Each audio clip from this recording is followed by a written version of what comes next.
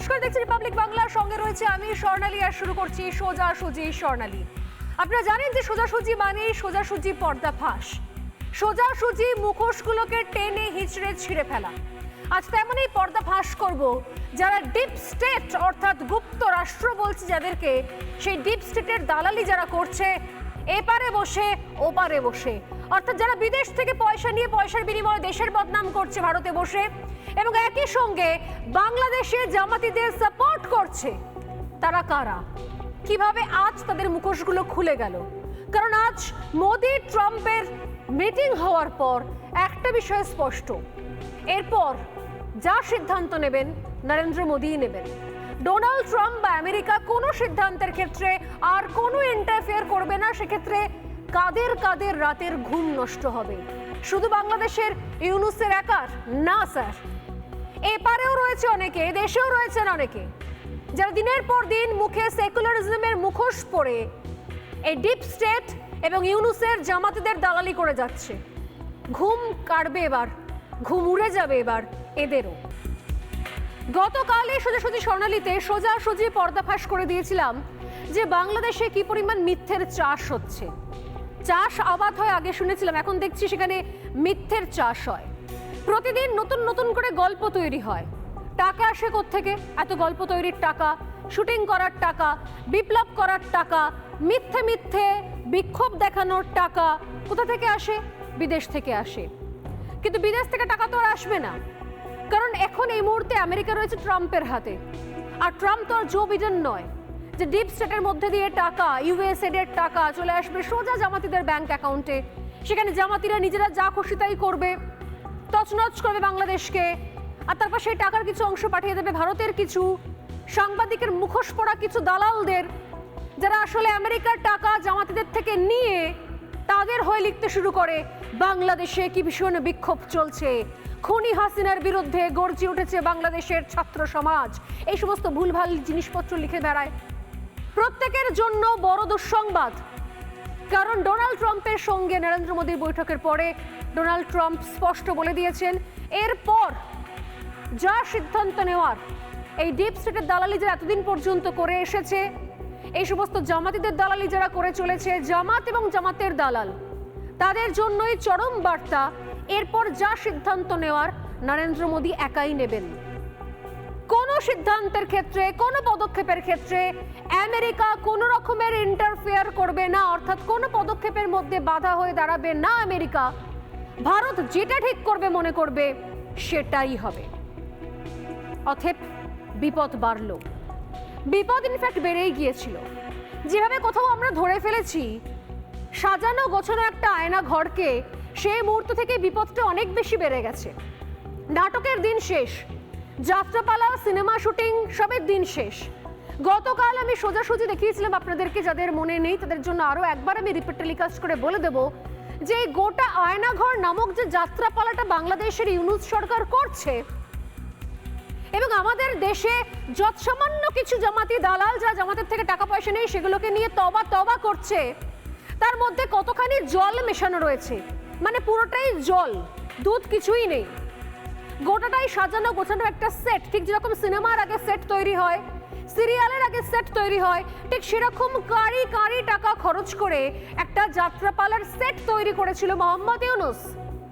আর কি ছিল সেই সেটে, যেখান থেকে বিপদের মৃত্যু ঘন্টা বেজে গেছে? ছিল হচ্ছে একটা স্টিলের চেয়ার, যে স্টিলের চেয়ার আমি পরপরই সেই ছবিগুলো দেখাবো আজকে আপনাদের শুরুতেই, যে কিভাবে বিপদের দিকে একটু একটু করে এগিয়ে যাচ্ছে মোহাম্মদ ইউনুস। তার কালা চিট্টা ফাঁস হয়ে গেছে, পর্দা ফাঁস হয়ে গেছে, মিথ্যের চাষ দেখিয়ে দিয়েছি আমরা, সবকিছু ক্লিয়ার হয়ে গেছে। ফটোশুটের আগে ট্রায়াল রান চলছিল। স্টিলের চেয়ারকে নিয়ে এসেছে পৃথিবী শুদ্ধ সব কোনো দেশে। স্টিলের চেয়ারে কখনো ইলেকট্রিক শক দেওয়া হয় না, দেওয়া হয় কাঠের চেয়ারে, জানে না মোহাম্মদ ইউনুস? আর তার যারা সেট বানিয়েছে পয়সা খরচ করে, আমেরিকা সরকারের টাকা ধ্বংস করে, ইউএসএড এর টাকা ধ্বংস করে এগুলো বানানো হয়েছে। সেখানে ফটোশুটের আগে ট্রায়াল রানও দেওয়া হচ্ছে, ঘুরে ঘুরে ঘুরে ঘুরে দেখা হচ্ছে কি চেয়ারটা কেমন ঘুরছে।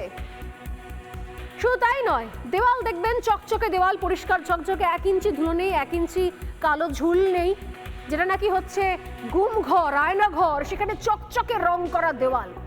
গ্রিল আছে কিন্তু জং নেই, আজব জায়গা। নতুন নতুন গ্রিলের দরজা লাগিয়ে দেওয়া হয়েছে, সাজানো গোছানো একটা আয়না ঘর, একটা গুম ঘর দেখানোর জন্য। মানে গল্পে গরু গাছে ওঠে আর বাংলাদেশে গরু আকাশে ওড়ে। এছাড়া নতুন কোমোট, নতুন গাঁথনি দেখতে পেয়েছি আমরা। পৃথিবীর কোথাও যাদেরকে ইলেকট্রিক শক দেওয়া হয় সেই সমস্ত কয়েদিদের জন্য এরকম দামি কোমোট রাখা হয় না। আমরা বাড়িতেও অনেকে এত দামি কোমোট ব্যবহার করি না। নতুন গাঁথনি দেওয়া হয়েছে, ভাবুন। নতুন নতুন কাজ তাড়াহুড়ো করে করতে হয়েছে, সময় চলে গেছে, তাই গাঁথনির উপরে আর রং করা হয়নি। নতুন গাঁথনি ধরা পড়ে গেল ক্যামেরায়। চকচক করছে নতুন সুইচ বোর্ড, যে সুইচ বোর্ড সাধারণত বাড়িতেও রাখা হয় না, এতটাই দামি চকচকে সেই সুইচ বোর্ড লাগানো হয়েছে নাকি আয়না ঘরে, নাকি গুম ঘরে। এতটাই হাস্যকর। দুর্বল স্ক্রিপ্ট, দুর্বল চিত্রনাট্য, যাত্রাপালা, কোটি কোটি টাকা খরচ করে একটা মিথ্যে সাজিয়ে গুছিয়ে আয়নাঘর সামনে তুলে ধরেছে, কি না সারা বিশ্বের সামনে দেখাবে বলে। আচ্ছা, কোথাও দেখেছেন বন্দীদের জন্য ঝকঝকে শাওয়ার তৈরি হয়, টাইলস দিয়ে বাঁধানো বাথরুম থাকে? আমরা তো শুনেছিলাম নরক। আয়নাঘর মানে একটা নরক ঘর, একটা গুম ঘর, যেখানে দিনের আলো পৌঁছয় না, কোনো সুবিধা থাকে না, মানুষকে চেয়ারের মধ্যে বেঁধে রাখা হয় বছরের পর বছর। সেখানে নাকি ঝকঝক করছে শাওয়ার, নতুন শাওয়ার, নতুন কল, টাইলস চকচক করছে। আচ্ছা, ট্রায়ালের চেয়ার দেখুন। ট্রায়ালের চেয়ারটা হচ্ছে স্টিলের চেয়ার। স্টিলের চেয়ারে কোথাও কোথাও শক দেওয়া হয় না, এটা বিজ্ঞানের উল্টো দিকে হেঁটে হেঁটে কথা বলা হয়। সবসময় যে চেয়ারে শক দেওয়া হবে সেটা হবে কাঠের চেয়ার, সারা বিশ্বে এটা হয়।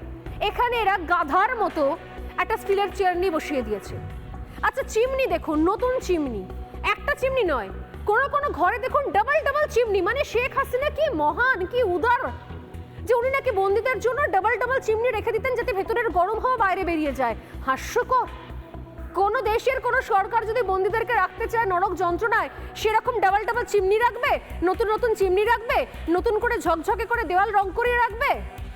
ঝকঝকে নতুন সমস্ত টাইলস বিভিন্ন জায়গাতে বসানো হয়েছে। বিদেশি সাংবাদিকদের পাশে দাঁড়িয়ে রয়েছেন মোহাম্মদ ইউনুস, তাদেরকে দেখাচ্ছেন পুরো বিষয়টা। আর তার সঙ্গে চলছে দেদার ফটোশ্যুট। বাইরে থেকে ক্যামেরাম্যান নিয়ে ঢোকা হয়েছে, খিচমেরি ফটো। আমি আগের দিন বলছিলাম, খিচিক খিচিক করে ফটোশ্যুট করার জন্য মোহাম্মদ ইউনুস সারা বিশ্বের ফটোগ্রাফারকে নিয়ে ঢুকছে। আজ আমি আয়নাঘরে ঢুকছি, আজ আমি আয়নাঘর খুঁজে পেয়েছি। আসলে ব্র্যাকেটের মধ্যে আজ আমি একটা আয়নাঘর বানিয়ে ফেলেছি। এবং সূত্রের খবর, শুনে রাখুন, জেনে রাখুন, আরও এরকম আয়নাঘর নাকি আন্ডার কনস্ট্রাকশন রয়েছে, অর্থাৎ কাজ চলছে আয়নাঘর তৈরির। লোককে দেখাতে হবে তো। কিন্তু এবার তো বিদেশ থেকে টাকা আসা বন্ধ। এবার কি হবে? এবার কি হবে? গতকাল ইউনুসের আয়নাঘরের পর্দা ফাঁস করেছিলাম, দেখিয়েছিলাম কিভাবে আয়নাঘর দেখানোর নামে আসলে ফটো সেশন চলছে, নতুন করে একটা সেট তৈরি করা হয়েছে। আর আজকে আরো একবার দেখাই কত বড় বিপদ নিজেরা নিজেরা ডেকে এনেছেন এরা। দেখাবো কিভাবে প্লটটা দীর্ঘদিন ধরে সোশ্যাল মিডিয়াতে ছড়ানো হয়েছিল।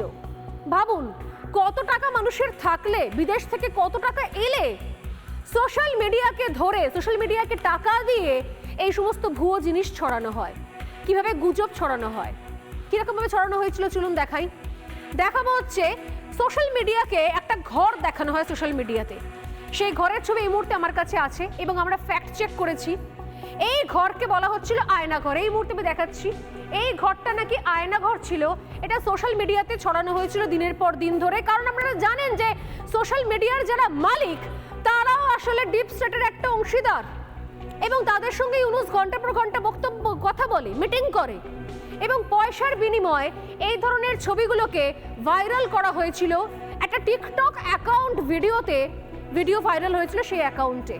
এরপরে আমরা সোজাসুজি স্বর্ণালীর টিম এটাকে দেখতে শুরু করলো যে আসলে এটা কিসের ছবি। দেখতে গিয়ে আমরা জানতে পারলাম, আপনারাও গুগল করে সার্চ করে দেখে নিন, এটা হচ্ছে প্যারিসের নরকঙ্কাল ভর্তি একটা জায়গাটা হচ্ছে প্যারিসের ছবি। আমার মনে হয় প্যারিস থেকে কোনো বিখ্যাত ব্লগার হয়তো, যিনি ইন্ধন দেন 32 ধানমন্ডি ভেঙে ফেলুন, সেরকম একখানা বিকৃত মস্তিষ্কের কোনো বিদেশে বসে বাংলাদেশের কোনো ব্লগার বোধহয় এই ছবিটা পাঠিয়ে দিয়ে বলেছে চলো এই ছবি আয়নাঘরের নাম দিয়ে। আমরা খোঁজ করতে গিয়ে দেখলাম যেটা হচ্ছে 1800 শতকের। ভাবুন, সেই সময়কার প্যারিসে যে মহামারী বেড়ে গিয়েছিল সেই মহামারীর সময় যেখানে মৃতদেহকে ডাম্প করে রাখা হতো, কারণ কবরস্থানে পর্যন্ত আকাল পড়ে গেছিল। যে ঘরে এগুলোকে একসঙ্গে রাখা হতো সেই ঘরে এই কঙ্কালগুলো মানে মৃতদেহগুলো পচে কঙ্কালের পাহাড় তৈরি হয়েছিল। এই ছবিটাকে নিয়ে এসে ইউনুসের টিম এই ছবিটাকে নিয়ে এসে বলা হয়েছে এটা নাকি আয়নাঘরের ছবি। মানে ছত্রে ছত্রে মিথ্যে কথা, ছত্রে ছত্রে।